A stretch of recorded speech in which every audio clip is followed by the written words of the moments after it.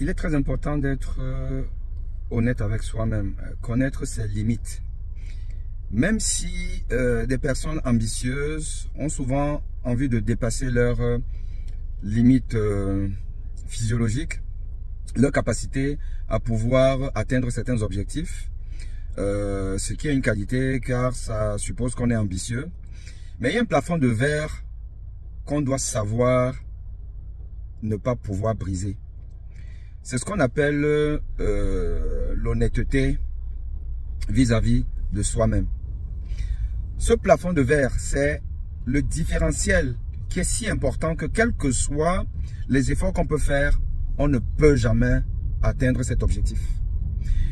Et ça concerne Francis Ngannou et sa défaite lamentable mais regrettable contre Anthony Joshua. Parce qu'en réalité, il faut que les gens se rappellent d'une chose. C'est que Francis Ngannou est allé en France pour faire de la boxe anglaise.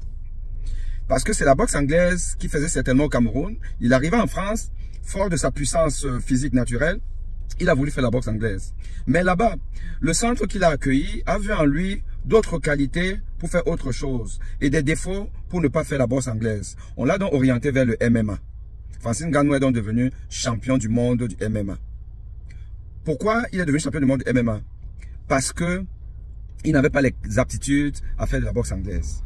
On ne peut donc pas nous expliquer que parce que vous devenez champion du monde d'une discipline qui n'a rien à voir avec la boxe anglaise, vous devenez champion du monde et votre histoire, elle est belle, une trajectoire belle, c'est une belle dramaturgie. Et Tyson Fury, le meilleur boxeur des poids lourds actuels, vous fait une fleur pour vous permettre de gagner un peu d'argent. Parce que quand même, n'oublions pas que Francis Ngannou se fâche avec Dana White à cause de ses cachets misérables. Et Tyson Fury lui fait donc cette fleur pour un match d'exhibition. Je dis bien match d'exhibition. Tout le monde a vu Ngannou très beau. Peut-être même le meilleur boxeur du monde de la boxe anglaise. Et lui-même, il s'est vu très beau. Et il a accepté le challenge Anthony Joshua. Anthony Joshua, qui est quand même en reconstruction, qui doit venir reconquérir une ceinture perdue. Et donc pour qui, il n'y a pas de match d'exhibition. Et les gens ont cru, les gens ont parié que Ngannou, ça peut passer, il pourra le faire. Et lui-même, il a cru, très honnêtement, qu'il pouvait le faire. C'est que Ngannou a pensé qu'il pouvait briser le plafond de verre. Ça, ce n'est pas honnête envers soi-même. Or, la boxe anglaise, c'est une discipline particulière, difficile.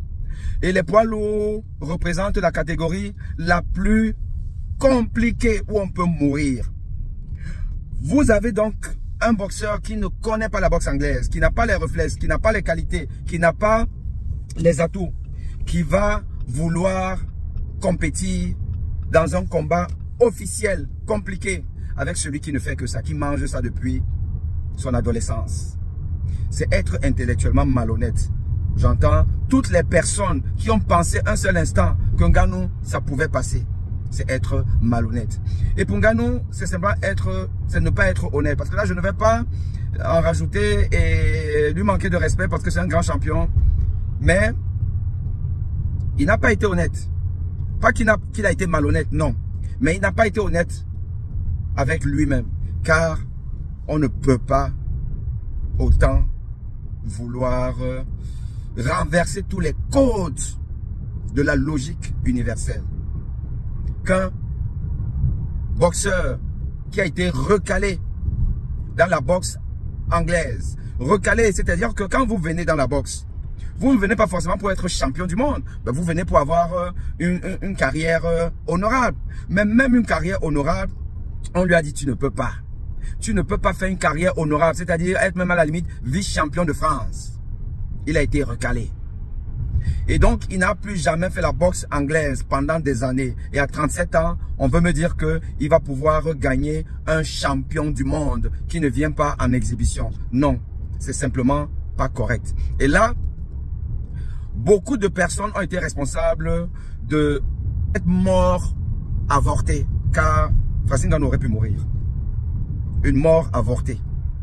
Et les gens continuent à penser que ça peut le faire, qu'il peut le faire, qu'il peut repartir, s'entraîner. Non.